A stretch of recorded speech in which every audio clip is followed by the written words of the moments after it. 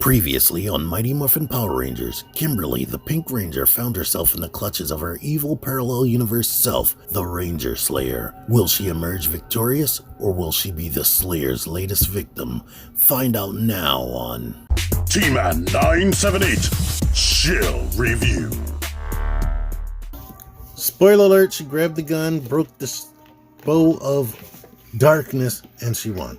But anywho, here is the Ranger Slayer. I almost feel bad showing the articulation and whatnot off for these characters over and over again, because they all have the same articulation. The only thing different for this chick is instead of boot swivel like most of them have, she has ankle rotation, which also works. And in the case of this one, it was scary. When I was twisting, I could initially feel the peg not twisting. So I grabbed it right here, pushed up. No, actually, I pulled down and then I twisted it and it came loose. So luckily, we're good to go there. This figure looks awesome. I love the design of it. I don't like the way the cape mostly stays on. This is something new for me as far as anything Hasbro. There's no peg at all. It just wraps around the neck, and depending on how you pose her, you may not have to worry about it.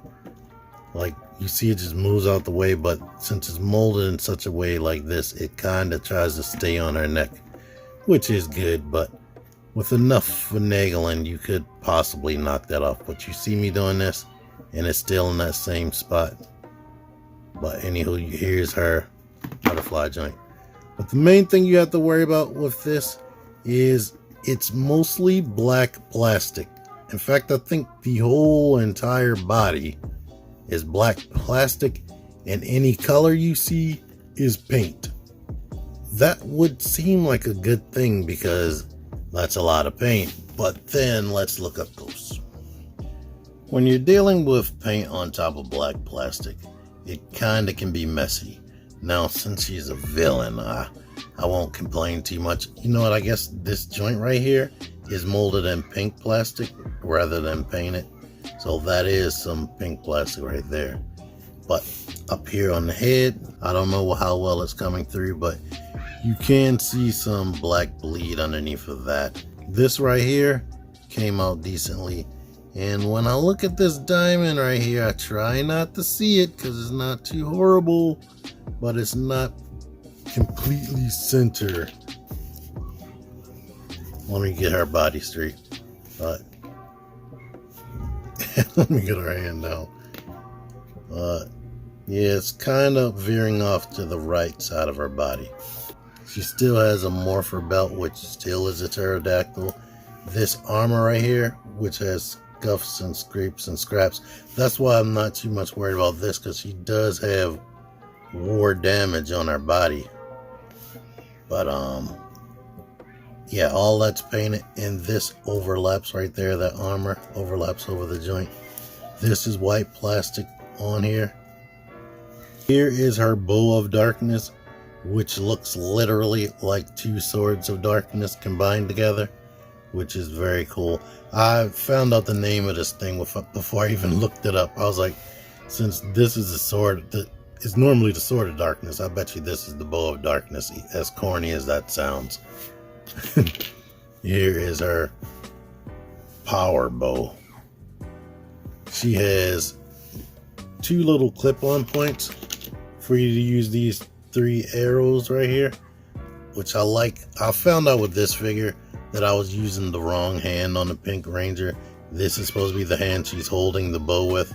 If you can hear a whole bunch of noise, I'm sorry. But yeah, the elbow's been more than 90 degrees. Let's get into the articulation. She has a couple more accessories, but let's get into the articulation. Head looks up, head looks down, rotates of course. Diaphragm, you're working with that much, and a bunch of tilts and turns. Ab crunch, that much, and back a lot. Legs spread a lot. She kind of has like the Marvel Legends teenage body hips.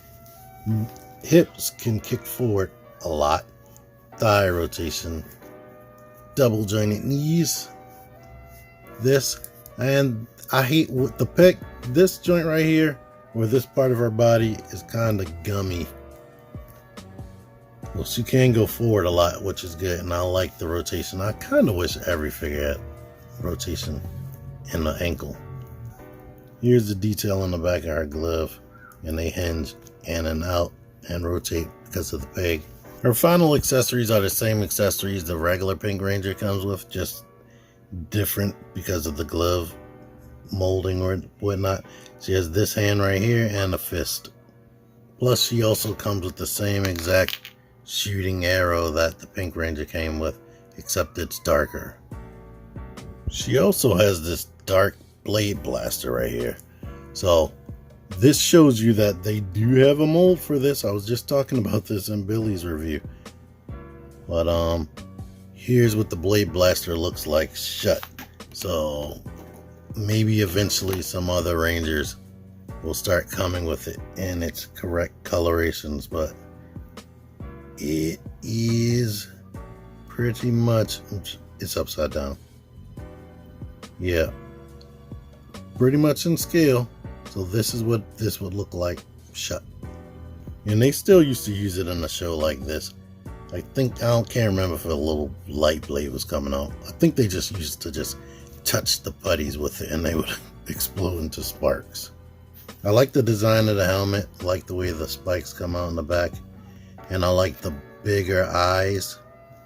That would be more helpful with trying to see in a helmet like this. But I guess this is what Kimberly looks like on the ear without that skirt on. Alright, here's a fully standing comparison. I like that with a character like this, they could have went lazy and just made her a dark Pink Ranger, but they went out of their way to just change up her design and whatnot, which is cool. And there you are. So basically this figure is awesome, or it's cool. I like stuff like them going out of their way to make sure that they have a certain amount of leg articulation. Even though she doesn't have a boot cut, they decided to put it down there in the ankle, which is good. And she has all the same articulation that we've come to love in this Lightning collection. Should I still complain about the neck? I'm going to do it one more time just for the people who didn't watch. I wish they had a ball joint at the bottom of the neck so they can have more neck rotation or more neck posability depending on the poses that you're going for.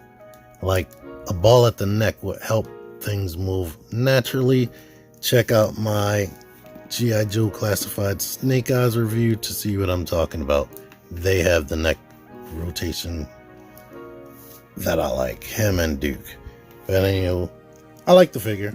Comes with some good accessories. Oh, let me do one last thing before I close out. Even though this isn't the hairstyle she had. And this face is goofy as hell. Here is this head sculpt on this body. Let's see if I can get the cape around that. The hair definitely gets in the way. But here's her being happy to be evil. Anywho, I picked this up on Amazon. I like her. If you like her, you can check the link in my description to see if it's available right now. Not sure if it is, because if she's anything like Billy, it's not available. But I don't know when you're going to watch this video, and I know you're not checking the date on it. It might be available. Check it out. Until next time, T-Man978, out of here. Join the Syndicate Toy Hunters Facebook group. Link in the description. Click the videos.